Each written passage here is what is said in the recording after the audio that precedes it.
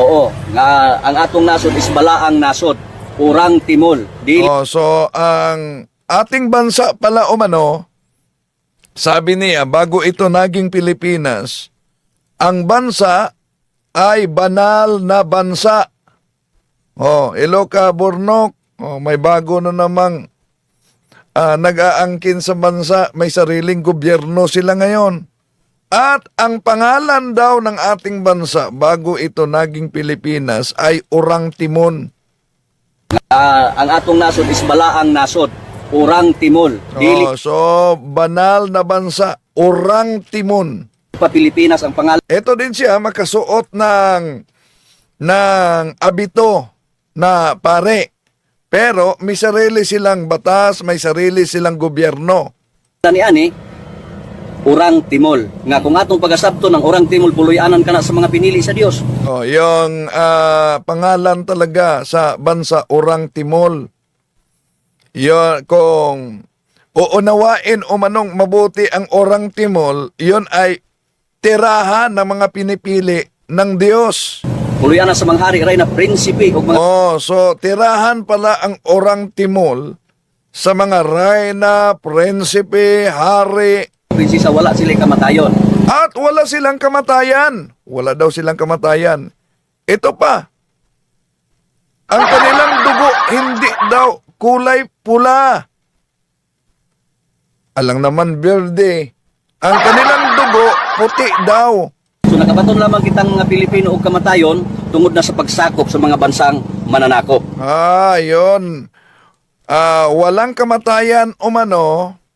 Kailan lang dumating ang kamatayan? Yung nakapasok na ang bansa na parang tinutukoy niya ang Espanya dito, pati na ang Estados Unidos dahil sakop din tayo noon. Okay. Nabahira ng atong dugo. Kay since time immemorial ang atong dugo puti.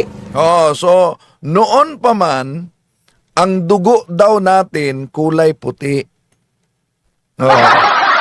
Kulay puti. Sa inyo ba ngayon na nakakinig at nagsubaybay? Puti ba dugo ninyo? Kaanib kayo dito. Pag puti ang dugo ninyo. Dili pula. Hindi pula. Hindi pula. Ang hirap. Ang hirap hanapin yan sa blood bank. Maghanap ka ng dugo kulay puti. Di yata yan platelet. Yeah? Hindi naman puti iyon. Pero sabi niya, puti talaga. Hindi pula. No? Puti ang atong dugo, dugong maharlika, dugo sa Dios. Dapat sa So, dugo pala ng Diyos. Yung kulay puti. Dugo ng maharlika, dugo ng Diyos daw. Hindi pula. sa Dios, dapat sa lupa mahimong bulawan. Imagine, yung dugo na kulay puti, pag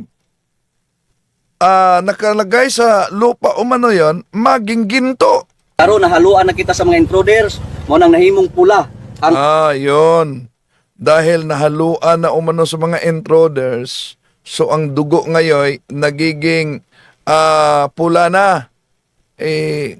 Ba't sa kanya? Pula pa rin o puti? Ano ba yan? So, tuloy natin. atong dugo, ang dugo sa mga intruders, dugo sa mananap. Mo nang Yung dugo ng mga intruders, dugo ng hayop daw. At yung dugo na yan ay kulay pula. How about yung dugo kaya niya? Puting-puti talaga? dugo sa mananap ug dugo sa tao karon pareho. Tungod kay nabahira na ang atong dugo sa dugo. Yun. Ang dugo ng hayop, dugo ng tao, nagiging pariho na. Dugo sa mananap. Yan. Si Sultan Adlaw ba yun? Ito, misis niya. Nagsasalita na po ang mga nitibo. Lumalaban na po si Bay Lourdes Latraca Infante lang po yan. Kami ang totoong Baidato. Kami ang totoong Encantadia Encantado po. Dahil si Baidato ang nakautos sa hangin, tubig, lupa, apoy po. Nako, grabe kapangyarihan nito.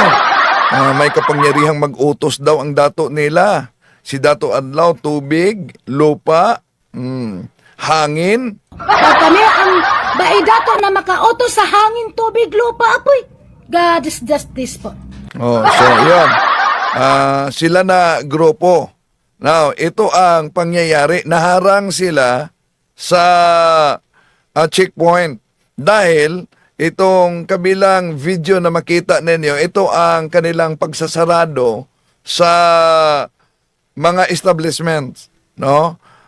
Sinasarado nila, kaya gulat na gulat dito ang security guard. Oh. Dahil di daw sumusunod sa kanilang batas. Di namin trabaho, bawal mo intervensyon. Oh, so ito, naharang na sila sa checkpoint. So sabi niya, meron silang mga ginagawa umano, bawal ang intervention. Nagtrabaho, may nagtrabaho. Oo, nagtrabaho, may namatay kaistoryahan dito. Kami trabaho. Oh, yung kabilang video na makita ninyo, yun ang parang madaling araw yata ito na nagpadlock sila sa mga establishments dahil di daw umano sumusunod sa kanilang sariling batas. Ano kayang ginagawa ngayon sa gobyerno nila kaugnay dito? Yeah? At may dala silang mga mahahabang itak. Dala nila mga mahahabang itak. Oh? Kaya nga, dito sa checkpoint, sabi ng PNP na i-confiscate daw nila yung mga dalang mahabang itak. Pero sabi ni Dato Adlaw, di pwede dahil mga armas daw nila yon. Ayaw pag-wag, pwede ka tanggalin sa 22 hours, puro administrative ka, ha? Oh, so pinigilan sila sa PNP checkpoint. Sabi ni Dato Adlaw dito, maaari kang tanggalin for administrative. Hindi sila under ng PNP daw. Ang PNP ay under sa kanila. Dili ko mo pwede, hindi mo sa organisasyon mo, ha? Oh, so hindi kayo maaari, nandito kayo sa ancestral land, organisasyon lang kayo. Kami, gobyerno. Oh, sila mismo. May sarili talaga silang gobyerno, ha? Saang lugar ba ito? Surigao. Oh. Baka kapitbahay ito ni Senyor Aguila. No? Dili away ang atong katuyuan. Panagsiusa. Oo. Amo gani. Oh, so ayan, sabi ng mga pulis, hindi away ang ating hanap. Ato ang kadalian. Oh, itong kabilang video, makita ninyo na nag-serve sila ng sarili nilang dokumento para isarado nila ang mga buildings. Ito po, no? Isarado nila ang mga buildings dahil di daw sumusunod sa kanilang batas. May sarili silang batas. Dili, kami pwede mo nga. Kailangan ni trabaho. Pagka man dito, balik ni pwede na. Wala raman. Ano ra? As kung pwede mo, iban mo tamo, mag-assist mo. Oh, so dito na harang sila. Sabi ni Dato Adlaw, di maaari yan. May mga trabaho kayo. Kami. Kung pwede, kayo sasama na lang, mag-assist kayo sa amin. Mag-assist mo tamo. Ha? Bukan mo tamo, mag-assist mo. O kung pwede. Dili man mo pwede mo. Kuwan sa mo. Kay gobyerno man mi. Empleyado man mo sa gobyerno. Oh, so sila umanay gobyerno. At ang mga pulis ay empleyado lang ng gobyerno. Organisasyon naman mo, ato na magrespeto ka. Batas man ang among gidala. Oh, so batas daw ang dinadala nila, batas. Malangan man among trabaho. Madali yung mga trabaho nila. Ano yung trabaho nila? Yung isarado ang mga establishment. Dala nila yung mga padlock, no? Dala nila at may mga tarpaulins dahil isasarado nila. Sa Bonifacio. Okay, wa man na sila mo comply og kuan. Ang ato sundon ta ang legal. Ha? Sundon ta legal. Dahil kung pangayuan mo na, kung nabaway pre-prayo sa ancestral lang, ang population mo, ayaw kahit pagbulot-bulot na imo to kay inseminator. Galit dito si Dato adla, ha? Huwag kang bubunot sa iyong ang baril Kasi katanggalan na mo. dahil maari kang tatanggalin namin. Bulat ba na po? Mahawid mo kasi mo pusil. Tato ka lang mo hawit ni God. Oh, ayaw kay dili mataw ana yan mag-unay. Pareho man ta Pilipino. May video. O na naka-video gani. Na video.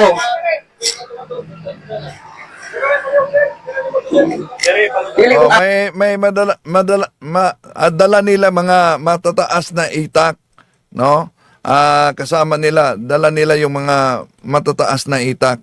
So nagkainitan kasi dito sa checkpoint. kaya itong katuyuan, to sundon taon sa illegality para kalinaw. Dapat yung sir, Yung bahaging video na makita ninyo, yon ang kanilang pagsasarado sa mga establishment. kami yung nireklamo, sir. ano naman? Mo dito sa kuwan. Napapabamo dito sir, personal. Ang saman. Ato nagpilit dito sa absolute, sa kuwan. O dili kami lagi na, mahuman niya among trabaho. Ang gani sir, ang dapat mo daw sir, pilit mo ba, ato ka mo pilitan na, nag-iyang. Dili, na-inform naman sila. Ang advice mo Mismo ka mo ba, na-inform naman. So ito, magkainitan na sa pulis. advice ni Pisa mo, pauldan ka mo, kay istorya mo mo. Wala So advice ng hippie nila. So ang hippie nila, makipagkita din. na mo tagpag istorya mo, maabot, maaari si Hippie. Amo rin dyan dito, sir, ano yung kayo, ito sa madalo ko. Kasi nagtrabaho man mi. Amo gali, sir, ilan naman kami nuto daw mahulat, sir. O natawasa na si Hippie. Oo, dato para paingon O kasi. tanawa, di malaka na namong trabaho. So si hippie